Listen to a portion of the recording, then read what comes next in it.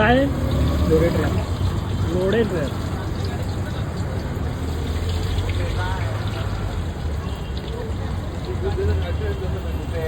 हा ते आम्हाला नाही माहिती. हायवेवर हायवेला ना ते पवई हायवे इकडे सिंगल मारला ना ते आमचं नाही. नाही तो बंद करलाय हे गाडी बंद करून टाकलं.